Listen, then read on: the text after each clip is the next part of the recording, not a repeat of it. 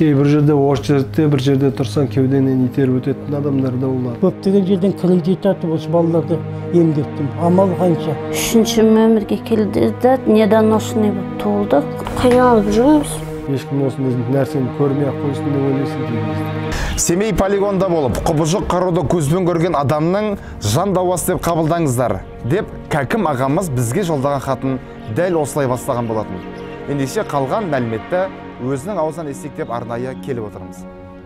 Менің жан дауысым, менің құндылығым, ол менің семьям, менің отбасым. Берекесі қасты басымыздан үй жоқ, жалдан тұрып жатырмыз. Баламның мына құжатын қараңдаршы, міне ішкі құрылысының бәрі езулі. Бұлай отыр, міне сап-сау. Кенже менің осылай келді де отырды, біраз отырады да адам кішкене құсады, қанымен кете береді. Міне көрдіңдер осындай жағдай. Менің айтайын дегенім, бізге бір кішкене болса да баспана бір. Сон бір күні келіп әкеме жаным шыдамай кеткеннен әкеме әке болмай барады ғой аяқ. Өмірмен қоштасуға емес, аяғымен қоштасуға өтіп бара жаттым. Тек дәрігерлерге жалынып сұрағаным, өмірімді аман алып қалыңдаршы. Басқасы басқа емес, әкеме шешем тағы да жылата көрмесінші тағдыр дейді. Дәрігерлерге көрсеткенім жоқ, іштей сынып бара жатқанмын. Денем бірден мұздайды, бірден сыйдайды. Өмір тағдыр болғаннан кейін өмірмен арпалысу керек. Іштей еш нәрсеге мойынсынбай өте шықтым әйтеуір. Аллаға шүкір. Бәрібір Алланың қолында. Ең қуанатын, мақтанатын әкеме шешем жұбайын тастап кетпегеніне мақтандым. Мен Инсекбаева Айгүл, 4 баланың анасымын.